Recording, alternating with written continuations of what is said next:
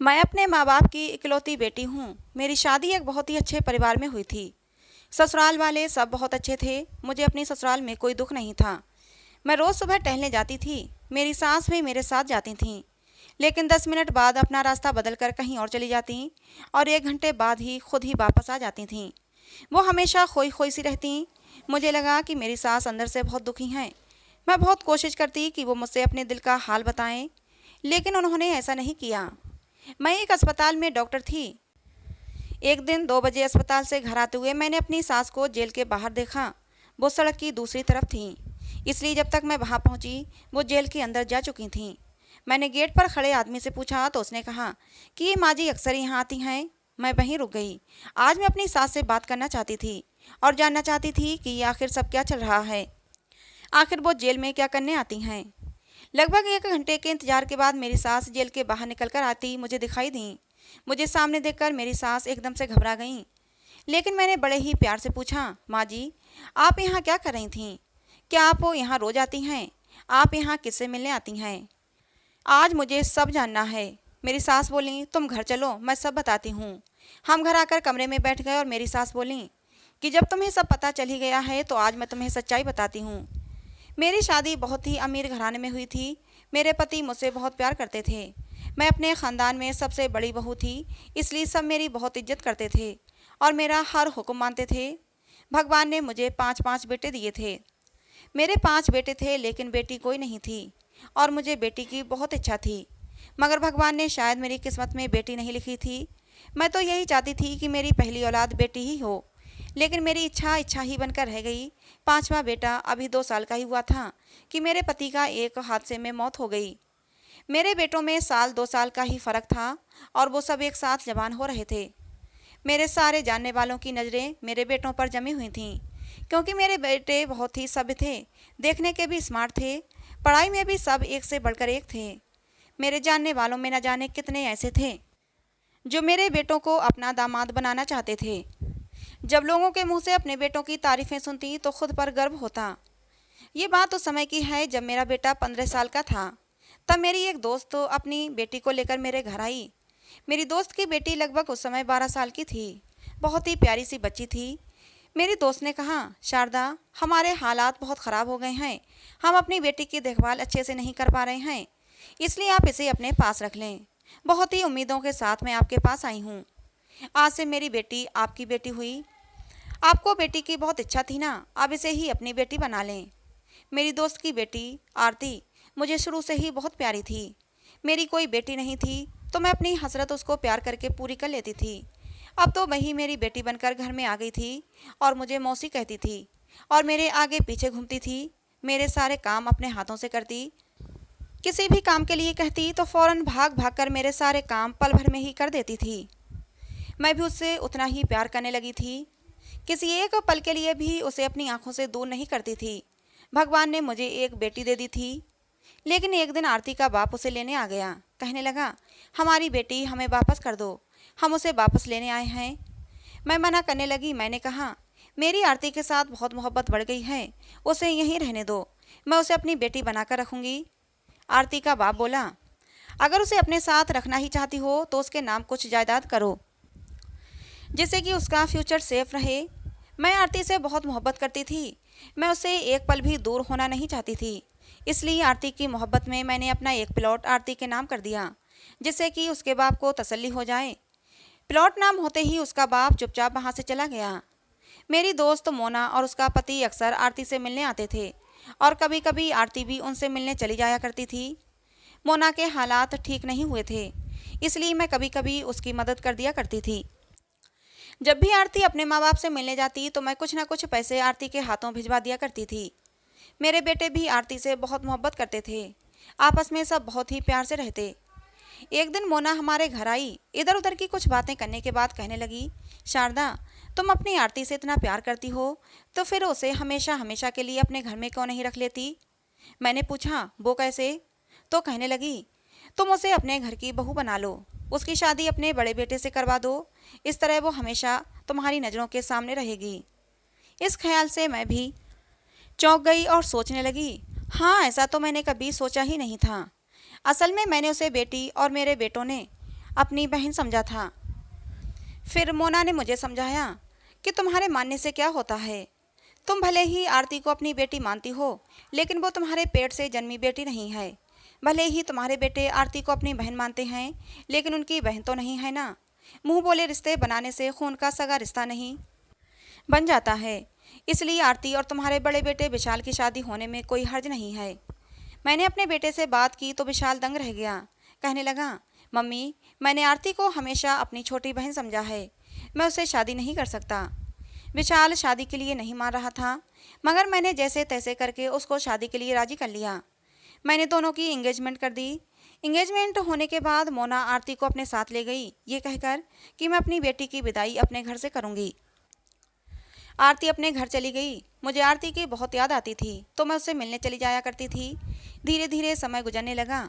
विशाल अपनी पढ़ाई पूरी करके अब नौकरी की तलाश में था, और फिर मैंने आरती और विशाल की शादी करने में और ज़्यादा टाइम नहीं लगाया। मैंने दोनों की शादी कर दी और आरती को बहू बनाकर घर ले आई। आरती को बहू बनाकर मैं बहुत खुश थी। ये भी लगता था कि अगर बाहर से कोई और बहू लाती तो वो ना जाने कैसी निकलती। अच्छा है, देखी भाली लड़की है, घर की बात घर में ही रह गई। शादी के हंगामों से मैं बहुत ज़्यादा थक चुकी थी। जैसे ही आरती को विशाल के कमरे में पहुंचाया गया तो मैं भी अपने कमरे में आकर सुकून से लेट गई। अभी मुझे ज़्यादा देर नहीं हुई थी कि विशाल के कमरे से चीखने की आवाज़ें आने लगीं। मैं घबराकर बाहर भागी कि हे भगवान, क्या हो गया।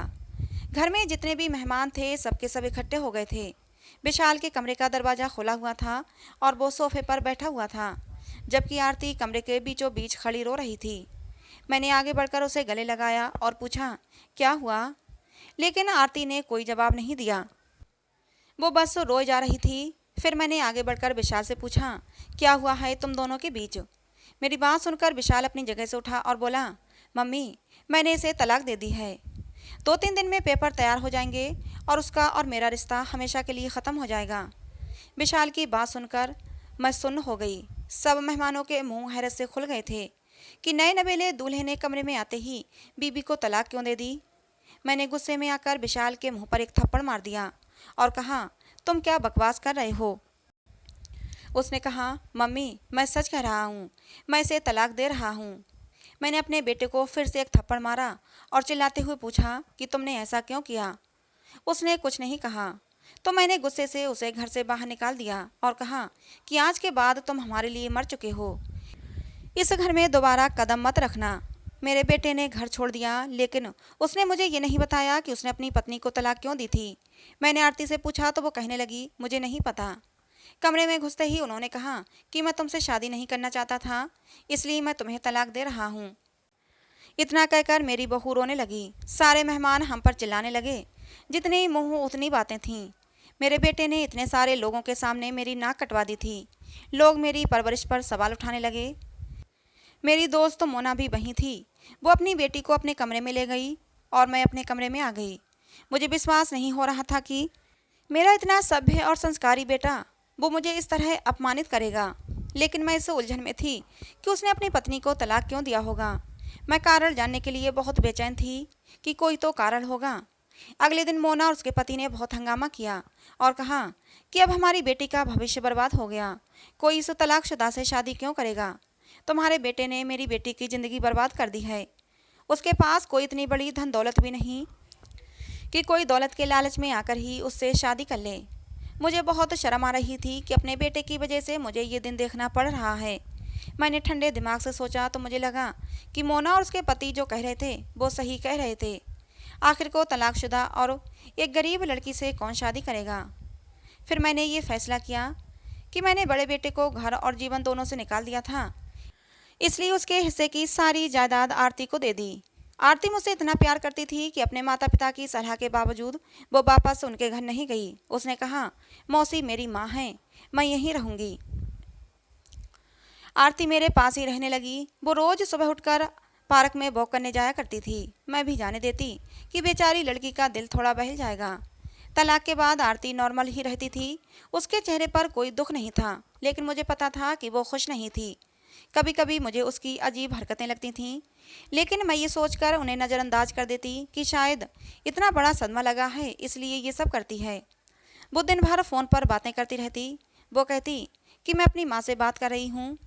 कभी कभी इतना परेशान हो जाती कि रोने लग जाती। फिर उन्हीं दिनों मेरे ऊपर एक और कयामत टूट पड़ी। मेरे दो सबसे छोटे बेटों का एक्सीडेंट हो गया था और छोटा बेटा मर गया। मेरी तो कमर ही टूट गई थी। एक बेटा न जाने कहाँ भटक रहा था और दूसरा भी मुझे छोड़कर चला गया था। ऐसे मुश्किल समय में आरती ने मुझे संभाला और मुझे सांत्वना दी। समय का काम है गुजरते रहना, ये बुरा समय भी अपनी रफ्तार से निकल गया। कुछ दिन बाद मोना फिर आई और बोली कि तुम्हें अपने दूसरे बेटे की शादी आरती से कर देना चाहिए, क्योंकि तुम्हें आरती की ज़रूरत भी है। उसकी बात सुनकर मैं मान गई। मैंने अपने दूसरे बेटे राहुल से कहा कि मैं तुम्हारी शादी आरती से कर रही हूँ। वो लगभग उसी की उम्र का था, लेकिन वो झिझक रहा था। राहुल बोला कि भाई ने पता नहीं आरती को क्यों तलाक दिया था, मैं उनसे कैसे शादी कर सकता हूँ। मैंने अपने बेटे को ये कसम दिलाकर मना लिया कि अगर तुमने आरती से शादी नहीं की तो मेरा मरा मुँह देखोगे। वो मान गया और आरती से शादी कर लेता है। आरती बेचारी ने तो मुझे साफ साफ कह दिया था कि मम्मी जी, आप अगर मेरी शादी किसी फ़कीर से भी करवाएंगी तो मैं उस फ़कीर से भी शादी कर लूँगी। कितनी प्यारी बच्ची थी। मैंने आरती का माथा चूम लिया। फिर मैंने राहुल और आरती की शादी करवा दी। मैं बहुत आश्वस्त थी कि सब ठीक हो जाएगा, लेकिन दिल में कहीं डर भी लगा हुआ था। मैं सब ठीक होने की दुआएं करते हुए अपने कमरे में आ गई। कुछ ही देर गुजरी थी कि फिर से वही हुआ जिसका मुझे डर लग रहा था। राहुल के कमरे से शोर की आवाज़ें आने लगीं। जब मैं भागती हुई कमरे में गई तो वही दृश्य था जो मैंने एक बार पहले भी देखा था। मेरे इस बेटे ने भी आरती को उसकी शादी की पहली रात को ही तलाक दे दिया। जब मैंने कारण पूछा तो उसने कहा कि कोई कारण नहीं है और घर से खुद ही निकल गया। ये मामला मेरी समझ से बाहर था। आखिर क्या वजह थी कि आरती का एक बार फिर से तलाक हो गया। इस बेचारी का तो घूंघट भी नहीं उठाया गया था। आरती घूंघट डाले बेड पर सर झुकाकर बैठी हुई थी। एक बार फिर हमें अपमानित किया गया। लोग कहते कि इनके घर को नजर लग गई है। अच्छे खासे संस्कारी बेटे इस तरह की हरकतें करके घर छोड़ छोड़कर भाग रहे हैं। इस बार मुझे शक हो रहा था कि कोई तो ऐसी वजह होगी कि मेरे दोनों बेटों ने आरती को तलाक दे दी। आखिर क्या वजह थी? गलती किसकी थी, मेरे बेटों की या फिर आरती की? यही सब सोचते सोचते मैं चकरा कर रह गई थी। ये इतनी सीधी बात हरगिज नहीं थी जितनी नजर आ रही थी। मैं पागल हो रही थी। मेरे दो बेटे घर छोड़कर चले गए थे। एक की मौत हो गई और एक एक्सीडेंट की वजह से बिस्तर पर था। अब केवल तीसरे नंबर वाला रह गया था। यह अजीब था कि आरती ने इस बार भी अपने माता पिता के साथ जाने से मना कर दिया, लेकिन मेरे साथ रहते हुए भी वो मेरे साथ नहीं थी। वो पूरे समय कमरे में बंद रहती थी। मैं एक दिन बीमार पड़ गई और अपने बेटे को लेकर डॉक्टर के पास गई। लौटने पर मैंने अपने बेटे को कहा कि मुझे भूख लग रही है, चलो कुछ खा लेते हैं। हम एक रेस्टोरेंट में आए। अभी हम दरवाजे पर ही थे कि मैंने अपने बड़े बेटे को देखा। वो एक लड़की के साथ बैठा था। इस लड़की की पीठ हमारी ओर थी, इसलिए देखना संभव नहीं था कि कौन लड़की है। मैं चुपचाप अपने बेटे को लेकर एक कोने में बैठ गई। इतनी दूर से मैं उन दोनों की बातें तो नहीं सुन सकी, लेकिन ऐसा लग रहा था कि वे कुछ बहस कर रहे थे और कुछ तो गड़बड़ है। थोड़ी देर बाद मेरा बेटा विशाल उस लड़की को लेकर चला गया। उस लड़की ने अपने चेहरे पर मास्क पहना हुआ था।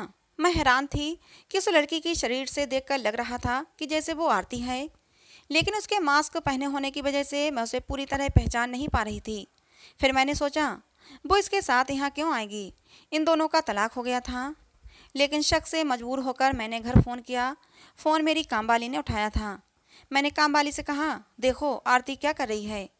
कामवाली ने कहा कि आरती मेम साहब तो घर पर नहीं हैं। अब तो मेरा शक फिर से जाग उठा। हैरत की बात थी कि जब मैं घर पहुंची तो आरती भी घर आ चुकी थी। घर आने के बाद मैं आरती पर नज़र रखने लगी, लेकिन उसमें कुछ भी संदिग्ध नज़र नहीं आ रहा था, सिवाय इसके कि वो कभी कभी अकेले बाहर जाती थी।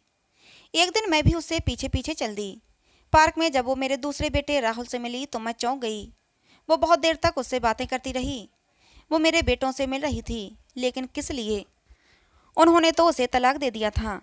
मैंने सोचा, अभी से रंगे हाथों पकड़ूं और पूछूं ये सब क्या चल रहा है।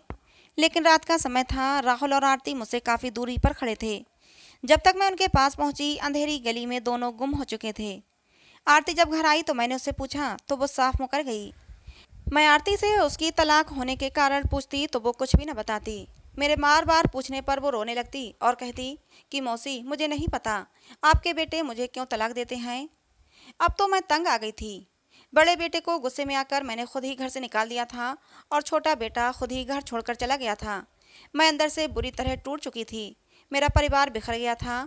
एक बेटा भगवान को प्यारा हो गया था, दो बेटे घर छोड़कर चले गए, एक बेटा बिस्तर से लगा पड़ा था, एक ही बेटा बचा था मेरे साथ। एक दिन मेरी दोस्त मोना मेरे पास आई और कहने लगी, शारदा, तुमने तो मेरी बेटी की ज़िंदगी बर्बाद कर दी। अब मेरी बेटी कहाँ जाएगी? उसकी पहाड़ सी ज़िंदगी कैसे कटेगी? अगर तुम्हारे बेटों को मेरी बेटी को तलाक ही देनी थी तो शादी ही क्यों की थी? शारदा, इसमें तुम्हारी भी गलती है और तुम्हें अपनी गलती का प्रायश्चित करना पड़ेगा। मैं हैरत से मोना का मुंह देखने लगी। कौन सी गलती और कौन सा प्रायश्चित? रिश्ते की बात हमेशा मोना ने ही चलाई थी, लेकिन फिर मैंने सोचा जो भी हो, आरती की ज़िंदगी तो बर्बाद हो ही गई थी। मैं बोली, मुझे अपनी गलती का कैसे प्रायश्चित करना होगा? मोना बोली, तुम अपनी आधी जायदाद मेरी बेटी आरती के नाम कर दो। ये सब सुनकर तो मैं हक्का बक्का रह गई। मेरी करोड़ों की प्रॉपर्टी थी। पति के मरने के बाद बहुत ही मेहनत से अकेले ही सबको संभाला था और अब भगवान की कृपा से बेटे बड़े हो गए थे तो बेटे ही सबको संभाल रहे थे। उस दिन तो मैंने बात को टाल दिया, लेकिन फिर बार बार मोना मुझे कुछ ज़्यादा ही प्रेशर डालने लगी। लेकिन इतना बड़ा कदम उठाने से पहले मैं एक बार सच्चाई जानना चाहती थी कि आखिर मेरे बेटे आरती को तलाक क्यों देते थे। और उसका मेरे पास एक ही हल था कि मैं अपने तीसरे बेटे की शादी आरती से करवा दूं। और फिर मैंने ऐसा ही किया। मेरा तीसरा बेटा आरती से 2 साल छोटा था। उसकी उम्र अभी बहुत कम थी, लेकिन ये सिर्फ एक फर्जी शादी होनी थी। मैंने पंडित जी को पहले ही सब कुछ समझा रखा था। उम्मीद के मुताबिक आरती शादी के लिए फ़ौरन मान गई। बहुत ही सादगी से दोनों की शादी करवाकर मैंने आरती को अपने बेटे के कमरे में बिठा दिया और अपने बेटे रमन से बोली, रमन, मेरे सर में दर्द हो रहा है, मेरे लिए दवा ला दो। रमन दवा लेने चला गया। मैंने जल्दी से रमन की शेरवानी और पगड़ी पहनी और कमरे में दाखिल हो गई। मैंने बहुत धीरे से दरवाज़ा खोला था और अंदर दाखिल हुई थी, जिससे कि अचानक आरती की निगाह मेरे ऊपर न पड़े। घूंघट में सर दिए आरती बेड पर बैठी हुई थी। जरा सी आहट होते ही उसने अपना घूंघट पलट दिया, लेकिन तब तक मैं आरती की तरफ से पीठ कर चुकी थी। मैं आरती के बोलने का इंतजार करने लगी कि आरती कुछ तो बोलेगी। मैं यूं ही शेरवानी उतारने का नाटक करने लगी। तभी आरती बोली, देखो रमन, मेरे साथ स्वागरात के बारे में सोचना भी मत।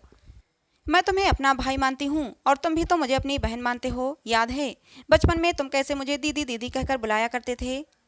प्लीज़ रमन, मुझे तलाक दे दो। मैं तुम्हारे साथ पति पत्नी का रिश्ता कायम नहीं कर सकती।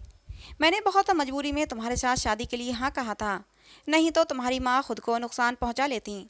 तुम्हारे भाइयों की बार भी तुम्हारी माँ ने मुझे मजबूर किया था कि अगर तुमने शादी के लिए हाँ नहीं कहा तो मैं खुद को ख़त्म कर लूँगी। तुम्हारी माँ ने मुझसे कहा था कि मैं तुम्हें अपनी बेटी से बढ़कर प्यार करती हूँ, मैं तुमसे दूर होकर नहीं रह सकती, इसीलिए मैं तुम्हें अपने घर में ही रखना चाहती हूँ। मैं नहीं चाहती थी मौसी खुद को नुकसान पहुँचाएँ, इसीलिए मैं उनकी बात मान जाया करती थी। लेकिन सुहागरात को ही मैंने तुम्हारे भाइयों को सब कुछ बता दिया था। मैंने उन्हें यह भी बता दिया था कि मैं किसी और लड़के से प्यार करती हूँ और उसके बिना मैं जिंदा नहीं रह पाऊँगी। तुम्हारे भाई मेरी बात समझ गए थे और मुझे तलाक दे दी थी। प्लीज़ रमन, तुम भी मुझे तलाक दे दो और मेरी ज़िंदगी से दूर चले जाओ, नहीं तो तुम्हारी माँ मुझे मजबूर करेंगी तुम्हारे साथ रहने के लिए। मैं हक्का बक्का होकर आरती की बातें सुन रही थी। कितनी फर्राटे से वो झूठ पर झूठ बोले जा रही थी। मैंने तो आरती पर कभी भी प्रेशर नहीं डाला था शादी के लिए। अगर वो मुझे बताती कि वो किसी और से प्यार करती है तो मैं तो उसी लड़के से उसकी शादी करवा देती। मैं एकदम गुस्से से आरती की तरफ पलटी। मुझे सामने देखकर आरती हक्का बक्का रह गई और हड़बड़ाते हुए बोली, मौसी आप यहाँ? मैंने गुस्से में आकर आरती के मुंह पर एक थप्पड़ मार दिया और कहा, आरती, मैंने तुम्हें कब मजबूर किया था शादी करने के लिए?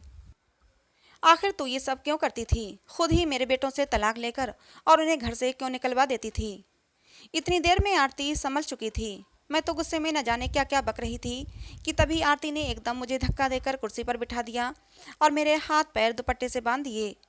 ये सब उसने इतनी जल्दी में किया था कि मैं कुछ समझ भी ना पाई। उसने मेरे मुंह में कपड़ा ठूंस दिया। मैं चिल्ला भी नहीं पा रही थी। तभी उसने फ़ोन पर किसी को कमरे में आने के लिए कहा और थोड़ी ही देर में मोना और उसका पति कमरे में थे।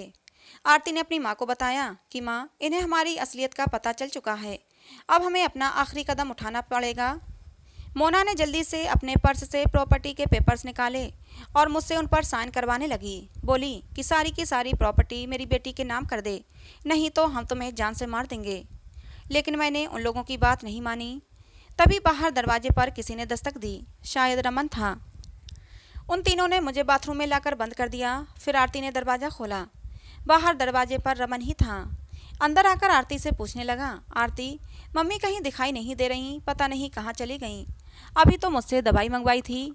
आरती बोली, पता नहीं, शायद अपने कमरे में होंगी या फिर ऊपर छत पर होंगी। रमन ये बोलकर वापस चला गया कि अच्छा, मैं मम्मी को ढूंढ कर आता हूँ। रमन के ऊपर छत पर जाते ही उन तीनों ने मुझे स्टोर रूम में लाकर बंद कर दिया। मैं पूरी रात स्टोर रूम में बंद रही। शारीरिक प्रताड़ना से ज़्यादा मानसिक प्रताड़ना हो रही थी। मैं कितना रोई थी। आरती ने मेरे साथ ये सब क्यों किया? मैंने तो उसे अपनी बेटी की तरह पाला था, फिर भी उसने पैसों के लिए इतना घिनौना काम किया। मेरे बेटों को मुझसे दूर कर दिया। पूरी रात मैं आंसू बहाती रही। अगले दिन भी किसी ने मुझे स्टोर रूम से बाहर नहीं निकाला। भूख और गर्मी से मेरा बुरा हाल था। तभी शाम को कहीं जाकर दरवाज़ा खुला और आरती खाने की प्लेट लेकर अंदर आई। बोली, मौसी, खाना खा लो। जब तक प्रॉपर्टी के पेपर पर साइन नहीं हो जाते, हम आपको मरने नहीं देंगे। कि तभी अचानक कमरे में रमन दाखिल हुआ। उसने आरती को चोटी से पकड़ते हुए उसके मुंह पर एक थप्पड़ मारा। बोला, मुझे तेरी सारी करतूत कल रात को ही पता चल गई थी। जब मैं माँ के लिए दवा लेकर आया था तो मुझे अंदर से कुछ आवाज़ें आ रही थीं। सुनने के लिए मैं दरवाजे पर ही रुक गया था और मैंने तुम लोगों की सारी बातें सुन ली थीं। लेकिन मैंने तुम पर जाहिर नहीं होने दिया, क्योंकि उस समय मैं अकेला था और मैं कुछ भी नहीं कर सकता था। इसलिए उस समय माँ को ढूंढने का बहाना करके मैं वहाँ से निकल आया। उसके बाद सबसे पहले मैंने अपने भाइयों का पता लगाया और फिर हम तीनों ने मिलकर पुलिस में जाकर रिपोर्ट की। जैसे ही तुम खाने की थाली लेकर ऊपर आई, मैंने पुलिस को फ़ोन कर दिया था, जिससे कि हम तुम्हें रंगे हाथों पकड़ सकें। पुलिस को सामने देखकर आरती बहुत ज़्यादा डर गई थी। उसने सारी सच्चाई पुलिस के सामने बयान कर दी कि कैसे उसके माँ बाप ने लालच में आकर मुझे यहाँ छोड़ा था और कहा था कि धीरे धीरे हम शारदा देवी की सारी प्रॉपर्टी अपने नाम करवा लेंगे। धीरे धीरे मैंने पूरे परिवार को तोड़ दिया था। बीच बीच में मैं विशाल और राहुल से भी मिलती थी और उन्हें भड़काती रहती थी कि तुम्हारी माँ कितनी बुरी माँ है, तुम्हें बिल्कुल भी याद नहीं करती हैं, उल्टा कहती हैं कि तुम्हें प्रॉपर्टी से बेदखल कर देंगी। मैंने ही तुम्हारे दोनों भाइयों का एक्सीडेंट करवाया था। इतनी देर में मेरा बेटा रमन मुझे खोल चुका था। सारा बयान सुनने के बाद पुलिस आरती को ले गई। आरती के माँ बाप भी पकड़े गए थे। थोड़ी ही देर में राहुल और विशाल भी आ गए थे। अपने तीनों बेटों को पाकर मैं बहुत खुश थी। लोगों ने मेरे साथ बहुत गलत किया था, लेकिन भगवान ने उनको उनके किए की सज़ा दे दी थी। वो तीनों जेल में चक्की पीस रहे थे। धीरे धीरे मेरे परिवार में खुशियाँ लौट आई थीं। मैंने अपने तीनों बेटों की शादियाँ कर दीं। बड़े बेटे विशाल की शादी तुम्हारे साथ की। उन दोनों की पत्नियाँ भी बहुत अच्छी हैं और अपने परिवार में खुश हैं। मेरा छोटा बेटा भी धीरे धीरे ज़िंदगी की तरफ लौट रहा है और अब भगवान ने चाहा तो जल्दी ही ठीक हो जाएगा। सुबह सुबह तुम्हारे साथ वॉक पर आया करती थी तो अपना रास्ता बदलकर पार्क के उस हिस्से में चली जाती थी जहाँ मेरा बेटा खेला करता था।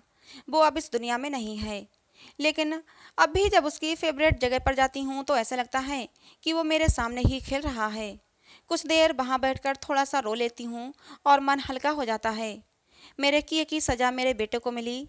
मैं बेटी की चाह में इतनी अंधी हो गई थी कि आंख बंद करके उन लोगों पर भरोसा कर लिया। तुम सोच रही होगी कि मैं जेल में क्यों जाती हूँ, तो जेल में मैं आरती से मिलने जाती हूँ। जब उन लोगों को तड़पता हुआ देखती हूँ तो मुझे बहुत सुकून मिलता है। जब भी मैं उन लोगों से मिलती हूँ तो आरती मुझसे रो रो कर माफ़ी मांगती है, मुझे अपनी पिछली मोहब्बत का हवाला देती है, लेकिन मेरा दिल उसकी तरफ से पत्थर हो चुका है। मैं उसे माफ़ नहीं करती। अपनी सास की बात सुनकर मेरी आंखों में भी आंसू आ गए। कितना दर्द छुपा हुआ था उनके अंदर। लेकिन दोस्तों, कहते हैं ना, अगर किसी के साथ बुरा करोगे तो तुम्हें उसका फल भी बुरा ही मिलेगा। किसी का दिल दुखाकर तुम कभी खुश नहीं रह सकते। धन्यवाद दोस्तों। तो दोस्तों, आपको हमारी ये कहानी कैसी लगी कमेंट बॉक्स में ज़रूर बताना। कहानी पसंद आई हो तो प्लीज़ लाइक करना। ऐसे ही और कहानियों के लिए हमारे चैनल को सब्सक्राइब करना। मिलते हैं दोस्तों अगली किसी नई कहानी में।